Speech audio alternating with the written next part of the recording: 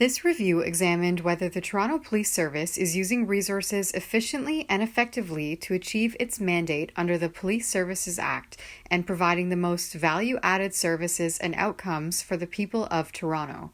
Of the total dispatched police calls in 2019, lower priority non-emergency calls represented almost half. The blue pieces sometimes need a response, but not all need to be from a priority response unit police officer. TPS has some alternative police responses in place for some of these lower priority calls, which helps free up time of the priority response unit officers. We reviewed a sample of lower priority non-emergency calls from 6 event types. We wanted to see if a priority response unit police officer was needed to respond or whether another group could address some of these calls. Our results gave us a window into what was happening so that we could make recommendations for change. On average, in 2019, it took officers about 19 minutes to respond to Priority 1 calls and 50 minutes for Priority 2 calls. TPS's target is 6 minutes. While most calls we looked at still required a police response, a substantial number did not.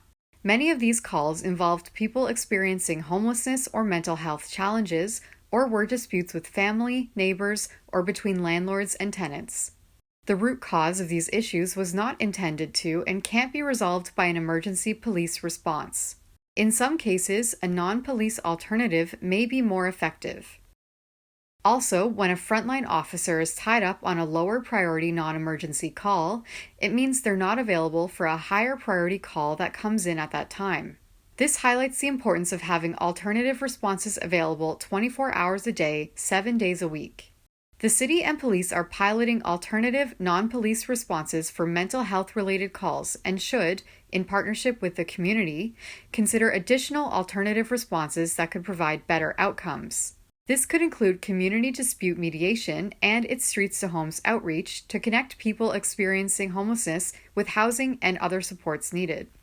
To move forward together, it will take a whole-of-government approach and investment to set up the social services infrastructure. Change needs to be built from evidence-based data. There's a need to invest in TPS systems to capture information that can be analyzed to help inform future alternative responses.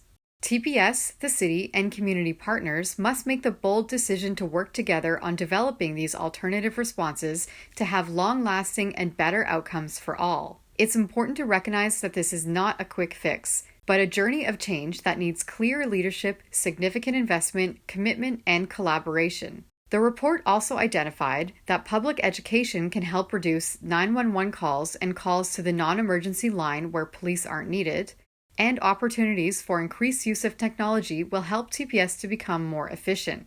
The Auditor General has made 25 recommendations. TPS and the city have committed to working with each other and other partners to implement the recommendations.